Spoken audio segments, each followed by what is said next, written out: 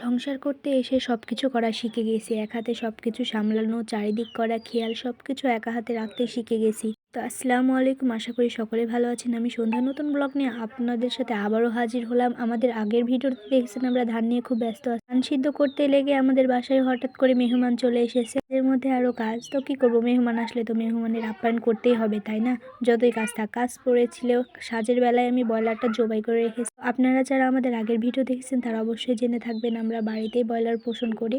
তো পোষা ব্রয়লারে আমি একটা জবাই করে রেখেছিলাম, ভালোভাবে শুধু ঝেড়ে ঝুড়ে লাড়ি বের করে ধুয়ে দিছি। এখনই কুটে নিচ্ছি, ভিজাইতে দিলাম। এখন ভাত চাপাই আমি পেঁয়াজগুলো কুটে নিচ্ছি। সময়ের মতো ভাত চড়াই দিয়ে পেঁয়াজ টেয়াজ কুটে নিই যাতে সময় বেশি না লাগে। চুলা তালা কিন্তু কুটে বেছে একবারে চড়াই দেয়, তাড়াতাড়ি হয়ে যায়, কিন্তু আমার জোর চুলা না, একটাই চুলা, তার জন্য আমার খুবই মুশকিল হয়। এদিক থেকে ভালো হয় যে ভাত চড়াই দিয়ে আমি তরকারি কুটে বিছাই, ভাতও হয়ে যায়, আমার সব কিছু কোটা বাছাও হয়ে যায়। যে পেঁয়াজগুলো আমি বেরেস্তা করতে দিলাম, এগুলো আমরা ভাজনা বলি। আমরা কিন্তু মুরগির মাংসে ভাজনা না দিলে কিন্তু খাই না। জিরা ও পেঁয়াজ ভেজে তো শেষে নামানোর আগে দিই।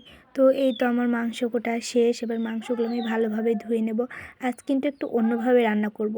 সারাদিন তো একভাবে রান্না করে খেয়ে থাকি, আজ একটু অন্যভাবে রান্না করি, ট্রাই করি। জিনিসপাতি কিন্তু একরকম হতে পারে, আমরা বিভিন্নভাবে রান্না করলে কিন্তু জিনিসের স্বাদটাও বিভিন্ন রকম হয়। একভাবে রান্না খেলে তো একভাবে তো মজা পাবেন, একটা জিনিসই যদি আপনারা ভিন্নভাবে রান্না করে থাকেন কিন্তু স্বাদটাও কিন্তু ভিন্নভাবে হয়ে যায়।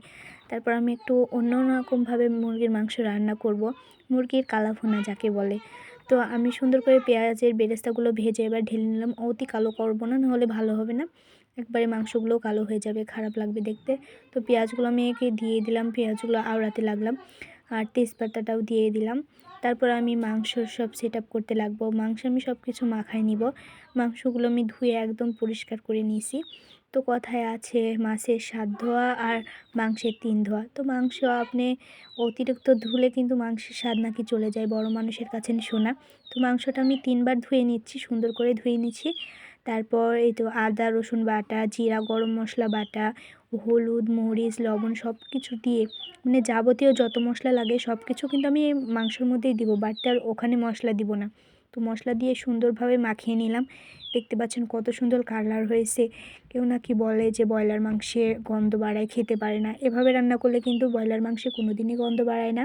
আর আমাদের বাড়ির মুরগি আরও তো গন্ধ বাড়াবে না, খেতেও আপনি সুন্দর একটি দারুণ স্বাদ পাবেন, বুঝতেই পারবেন না যে ব্রয়লার খাচ্ছেন না অন্য কোনো মাংস খাচ্ছেন। তারপর আমি পেঁয়াজ ভাজার মধ্যে মাংসগুলো দিয়ে দিলাম। এই তো দেখতে পাচ্ছেন কত সুন্দর একটা কালার চলে এসেছে। সুন্দরভাবে মাংস নেড়ে চেড়ে, এখন কিন্তু পানি দেওয়া যাবে না। তারপর ঢাকা দিয়ে, ব্রয়লারের মাংসতেই কিন্তু পানি থাকে, ওই পানিটা মেনলি অল্প একটু পানি দিয়ে যে রান্না করবেন, ওই রান্নার যে কী স্বাদ সেটা না রান্না করলে বুঝতে পারবেন না। তো আমি সুন্দর মতো রান্না করে আবার 2টা আলু কেটে দিলাম। আলু ছাড়া তো কেউ খাবে না, আর আমার সোনামণি তো এখন ওর জন্য সব তরকারিতে আলু দিতে হয়, ওকে আলু দিয়ে ভাত খাওয়াতে হয়, ও তো আর মাংস চিবাইতে পারবে না। তো আমি দেখতে পাচ্ছেন ব্রয়লার মাংস থেকেই পানিটা বাড়াইছিল, ওই পানিটা যখন শুকাই যাবে তারপর গাছে আমি ঝোল দিব। অনেকক্ষণ কিন্তু আমি মাংসটা আওড়াই নিছি, মানে মাংসটা অনেকক্ষণ যখন কষাবেন তখন মাংসের কিন্তু স্বাদও বেড়ে যায়, আর মাংসটাও কিন্তু সুন্দর হয়। কষানোর পর আমি ভাজনাগুলো পিষে নিয়েছি ঝোল দেওয়ার পরও।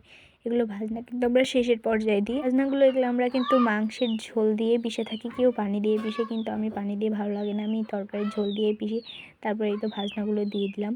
তারপর অনেকক্ষণ ধরে আমি মাংসটা কষাইছি, তো তার জন্য আমার আর কিছু দেওয়া লাগবে না। এই তো আমার হয়ে গেছে, আমি চেখে দেখছিলাম, মানে অসাধারণ হয়েছিল খেতে যাকে বলে। মানে যারা বলেন মাংসে গন্ধ বাড়ায়, খেতে পারেন না, তারা এভাবে একবার ট্রাই করবেন, যে অসাধারণ খেতে লাগে। লাগলে অবশ্যই কমেন্টে জানাবেন। আল্লাহ হাফেজ সবাইকে।